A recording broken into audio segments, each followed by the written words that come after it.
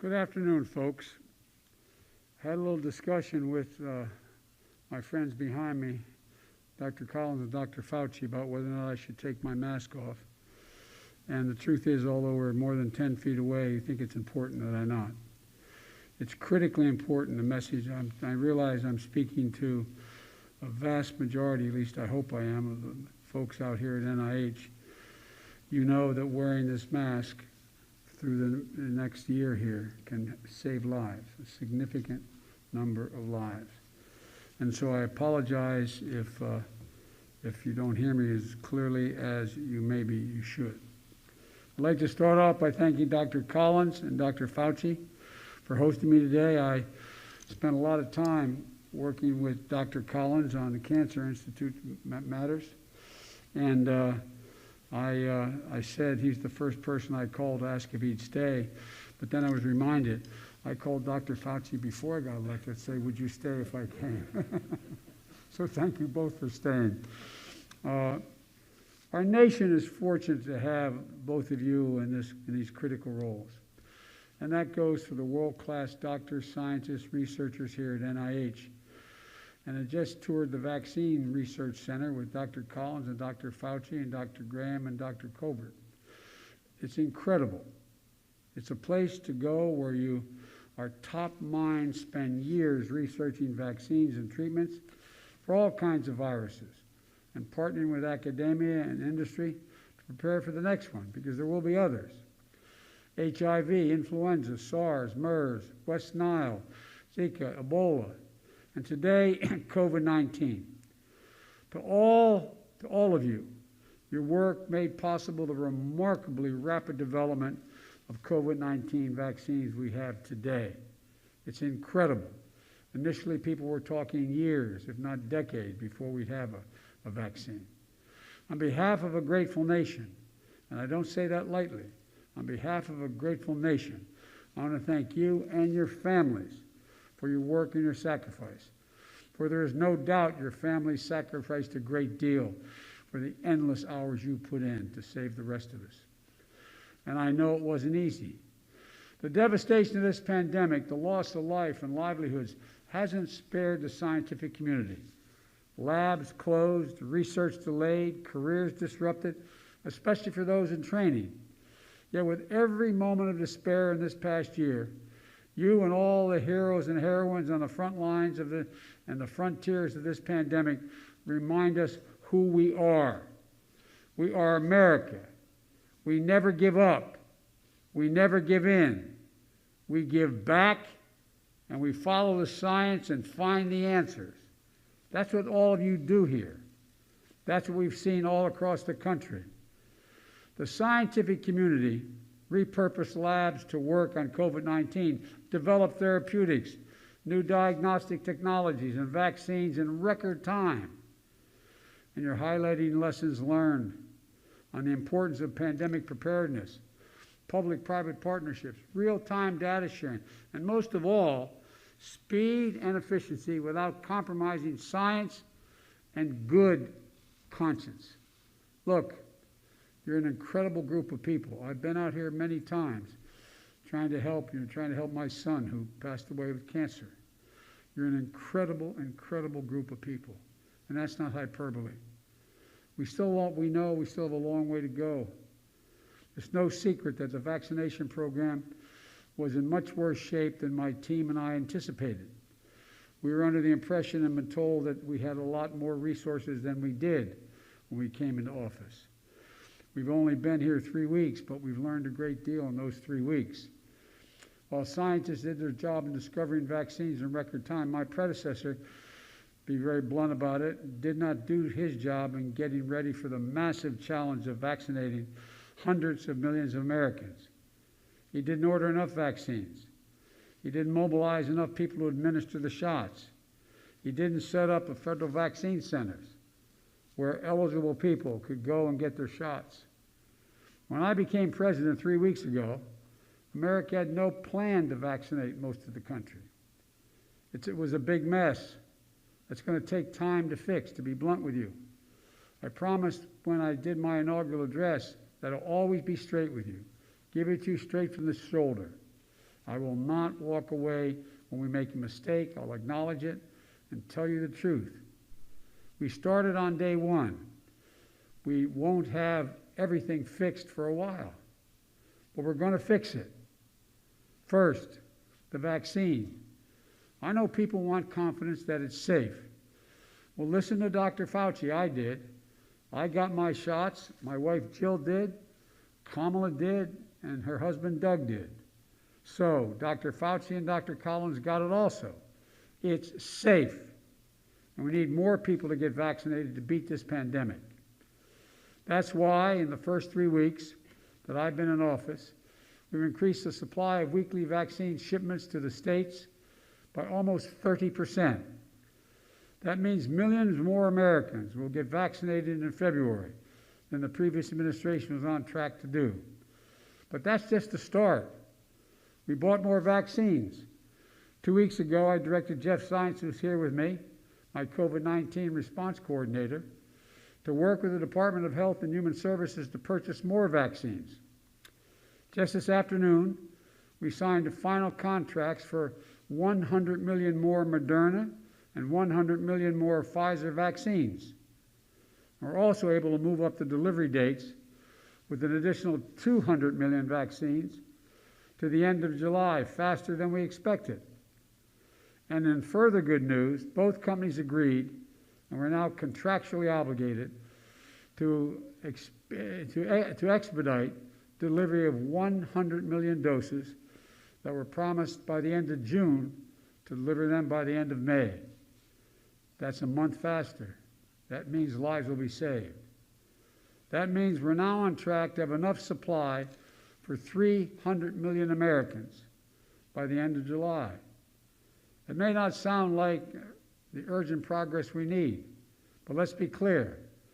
When I took office just 3 weeks ago, this country did not have a plan or enough vaccines or people to vaccinate Americans. All Americans, anytime, at any point in 2021.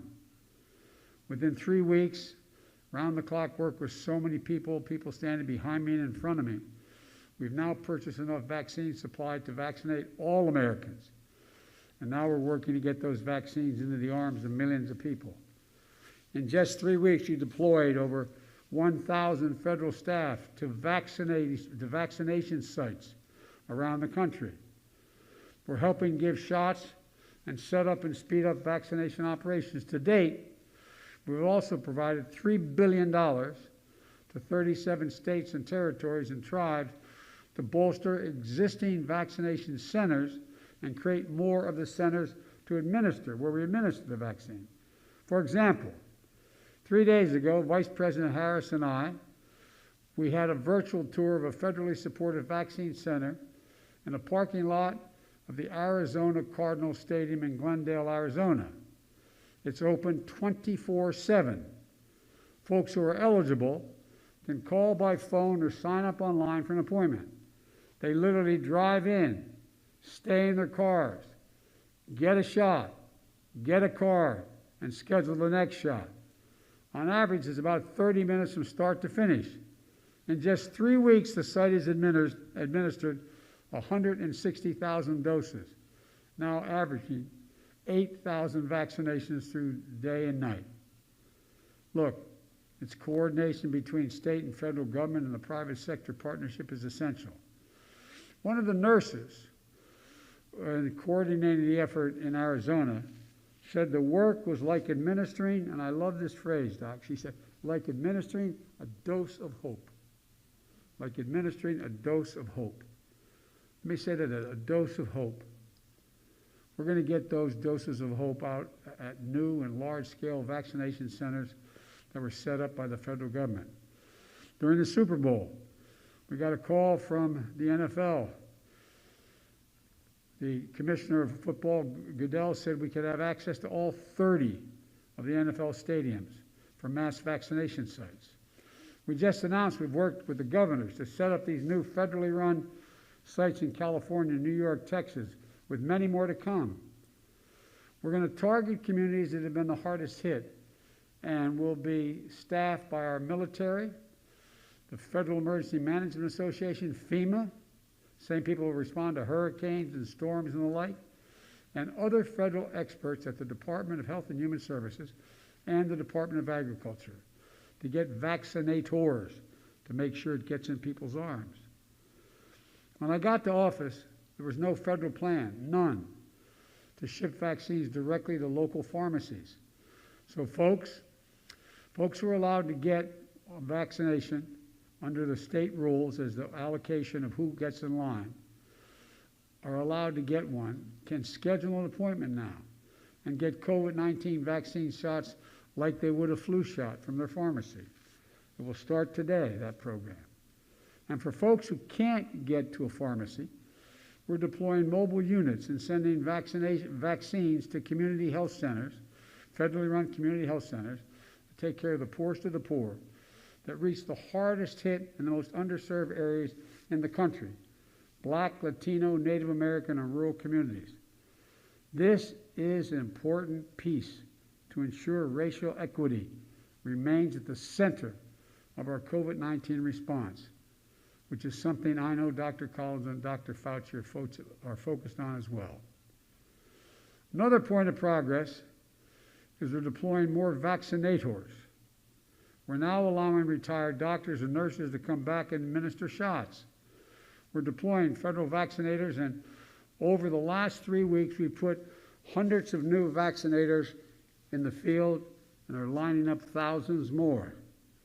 These include medical personnel from our Commissioned Corps at the Department of Health and Human Services, as well as personnel from FEMA, the Defense Department, and more departments to come. All told, we are on track to surpass the goal I set on day one.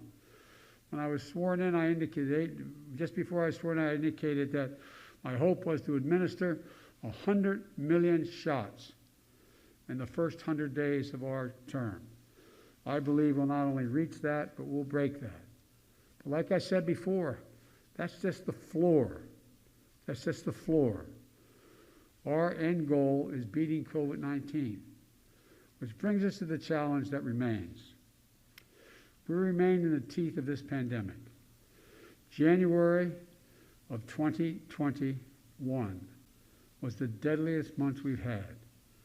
We lost over 100,000 of our fellow citizens. We're on track to cross 500,000 dead Americans this next month. The new strains emerging create immense challenges, and masking is still the easiest thing to do to save lives.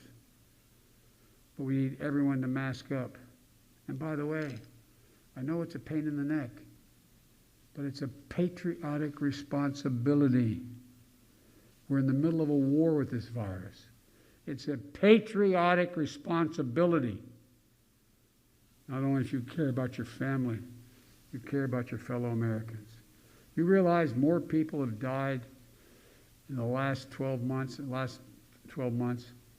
than died in all 4 years in World War II? All 4 years. That's why I asked what the full extent of my authority as President of the United States could be. I signed an executive order that required masking on all federal property, on modes of travel like planes, trains, and buses to cross interstate commerce. And I've been calling on governors, Republican and Democrat, mayors, Republican and Democrat, and local officials to institute mask mandates within their jurisdictions. We need everyone to do their part for themselves, for their loved ones, and yes, for their country. Mask up, America. Mask up. And to really get ahead of this pandemic instead of chasing it, we need Congress to pass my American Rescue Plan. I'm grateful that the Senate and the House are moving quickly, and my hope is that we'll get Republicans as well as Democrats to support us. But we can't wait. People are dying every minute from this pandemic, and we're suffering profound economic crisis that the pandemic has created. Every major economist in the country, left, right, and center, says we can't go big enough here. that if we want to get our economy back in shape, we've got to move quickly. How many of you out there don't have enough food to eat? How many of you out there are worrying whether you can pay next month's rent or pay your mortgage? How many of you out there have a child at home because the school's not open? You have to make the difficult choice of staying home with your child or going to work if you have a job. This is not who we are.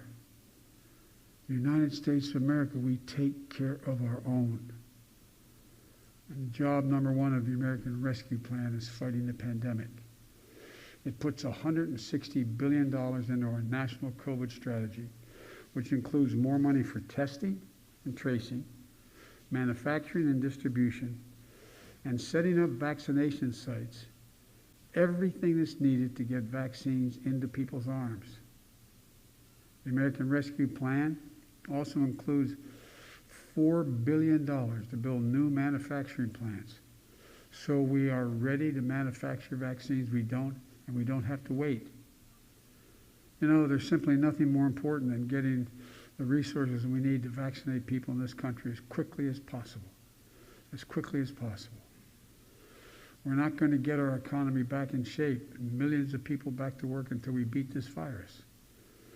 As I said, everyone from Moody's on Wall Street to the whole range of other think tanks indicates that if we do this plan, we'll get to full employment within 2 years. We'll be in a situation where we actually grow the economy, creating millions of jobs immediately, and put us in a position where we are going to have the GDP grow at a higher rate than if we don't do this. We're in a national emergency. I want to close with this. We're in a national emergency. And this will be one of the most difficult operational challenges we have ever undertaken as a nation. It's going to take time. We're going to face setbacks along the way. And I promise you when we do, I'll just own up to it and say what they are. But we have to stay vigilant. We have to stay focused. And for God's sakes, we have to remember who we are.